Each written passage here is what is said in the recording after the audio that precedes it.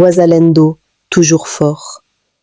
Les jeunes résistants patriotes congolais, Wazalendo, ont bien neutralisé un grand nombre des rebelles rwandais à Biliba, village de la plaine de Ruzizi, où l'armée rwandaise a voulu passer pour aller à Uvira le 17, 18 et 19 mars 2026. Na felicitation tena, nilikuya hapa kushinda na nyie juu ya kuwapongeza na kuwapatia tena nguvu. Hiyo juzi enemy alipenda kutuchokoza, tulirenforce, haikuwa kusema kukia kubatupa, ndio maana tunabafata nyuma kwa kuwapatia nguvu. Huku nyuma nyumba zenyu huku nyuma, sijua mnapaita Biriba, Kasambura, Biriba.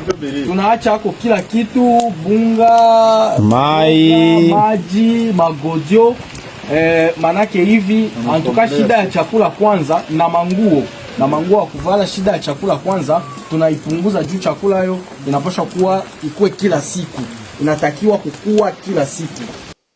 Les jeunes résistants patriotes congolais, Wazalendo, ont réussi tous les matériels des guerres, uniformes et nourriture y comprises. Les enfants du pays ont aussi réussi l'argent des unités pour les appels et communications téléphoniques de la part des autorités. Ici, l'armée rwandaise a fui. Ndio hivyo nilifika hapa, mimi nazogea natoka kule, mimi nazogea mpaka position hapa Biliba. Enemy iko hapa mbele, lakini tukazogea juu nikeni waone mi peke na niwapatie tena mkono wa pole, sababu kazi haiko fasili. Leo tuko jeudi le 19 mars 2026, hapa tuko ku ligne de front ya mu plaine de la Ruzizi. Ba toto banajikomporte bien, njo tuko tunakia kubaravitae pole pole, gisi mamwae zitenda ziko zina patikana. Mnajua kama kizalendo ni kujinyanganya, hakuna financement, hakuna nini, ni kugusa huku na huku, kwa juu chef de l'etat iko nyuma yetu, tunagusa huku na huku, tuna appuyer parce que tunayua kama ni budongo ndio tuko na tetea. Bon, observance na kuachia hii envelope kidogo ni communication tu. Andepi ya hiyo mamwa yetu shauza mo mabunga, manini, kila kitu, tunakuachia na hii envelope. Tusikuwe na kuita tukuulize situation kwa useme ulikosa imite. Usikuwe na kuwa ulikosa bunga, ukose ita, ni tunatashinda njala, tukose gisi ya kureagire mbio. Des jeunes résistants patriotes, communément appelés Wazalendo, affirment avoir opposé une résistance sur le terrain face aux forces adverses. Ces affrontements s'inscrivent dans un contexte plus large de tensions persistantes dans l'est de la République démocratique du Congo. Joyo kidogo utayua gisi wepe kwa tajere na pamoja na bapeti wote bebiko hapa, naona kama ni representativité tu hii. Merci. Lakini wengine watoto biko mu advance kule mbele kwenye tuna. Nord Kivu. Pression maintenue sur les groupes armés dans plusieurs territoires. Dans les territoires de Massissi, Rutshuru et Walikale, la situation sécuritaire reste marquée par des opérations actives menées par les forces locales d'autodéfense appuyées par les FARDC. Sur le terrain, le général Muzalendo Guidon Mouissa multiplie les déplacements pour encourager ses hommes engagés dans la stabilisation de la région. Son message est clair, maintenir la vigilance et poursuivre les efforts afin de rétablir durablement la sécurité. Malgré les défis, les Wazalendo restent mobilisés avec pour objectif principal la protection des populations civiles et la défense de l'intégrité territoriale.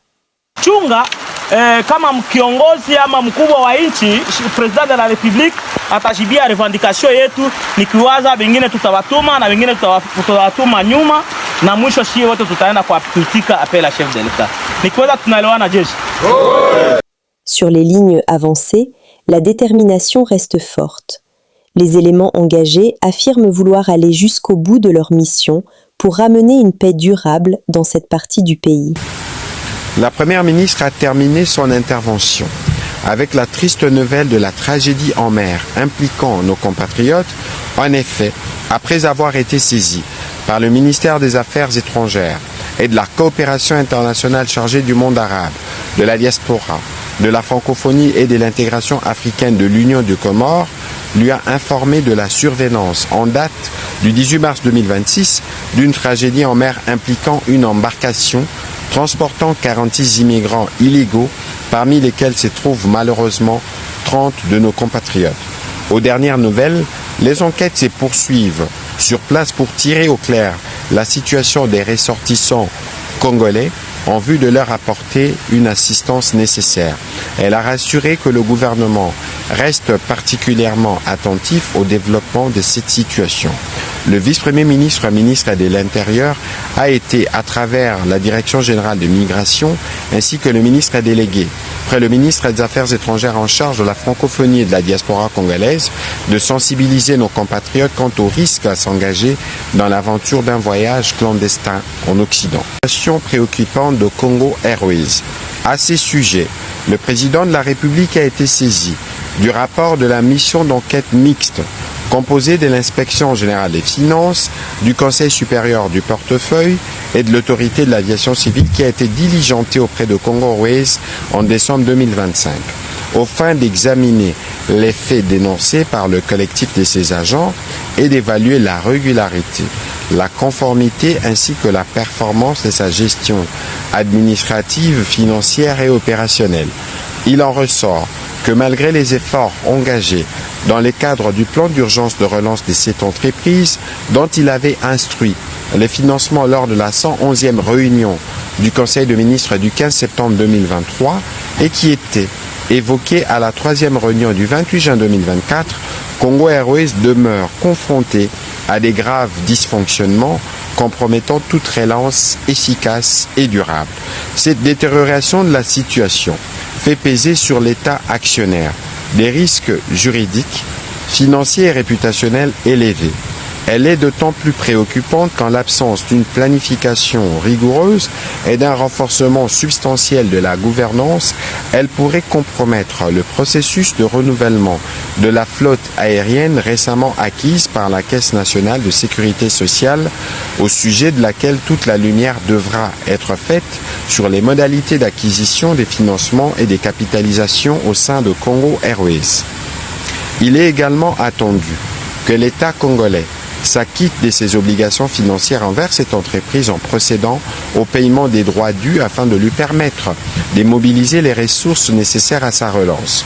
Tirant les conséquences de ces conclusions, le président de la République a engagé le vice-premier ministre, ministre de Transport et Voies de Communication, le ministre des Finances ainsi que la ministre du Portefeuille, sous la supervision de la Première ministre avec le concours des autres ministères et organismes publics concernés, à produire un plan de relance actualisé, réaliste et rigoureusement encadré sur le plan financier, assorti des mécanismes clairs de contrôle interne, de conformité réglementaire, d'audits approfondis de la gestion des ressources humaines et de reporting institutionnel régulier à l'État actionnaire.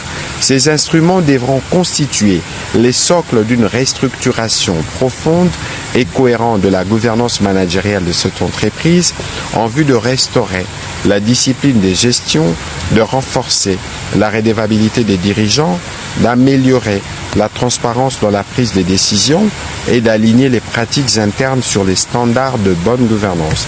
Ils devront en outre permettre de définir un modèle de gestion optimal fondé sur des principes de performance, de soutenabilité financière et d'efficacité opérationnelle, garantissant la viabilité durable de l'entreprise, sa compétitivité sur le marché du transport aérien ainsi que la préservation des intérêts stratégiques de l'État actionnaire. Le dernier point de la communication du président de la République. La distraction du faux débat sur le changement de la Constitution, mieux l'établissement d'une nouvelle Constitution. La distraction du pouvoir qui marchande de manière cynique la guerre dans l'est de notre pays pour des raisons politiques peu nobles et inavouées. Car derrière les tapages du discours que vous entendez, il n'y a aucun projet pour le peuple congolais. Il n'y a aucune vision pour la nation. La corruption désormais banalisée, le tribalisme assumé, la nation divisée, même déclinée avec force arrogance par le pouvoir et par les armes, ne font pas une vision. Le régime actuel, à force de renier toute responsabilité dans ce qu'il a compris, s'est progressivement transformé, à coups de bave et de la salive, en une véritable industrie politique de la distraction et de la manipulation de notre peuple. Nous sommes arrivés à la fin de cette édition. Merci à vous de nous avoir suivis jusqu'ici. Si vous avez apprécié ces contenus, n'oubliez pas de vous abonner à notre chaîne, d'activer la cloche de notification pour ne rien manquer de nos prochaines vidéos. Likez et partagez cette vidéo. On se retrouve très prochainement. À bientôt.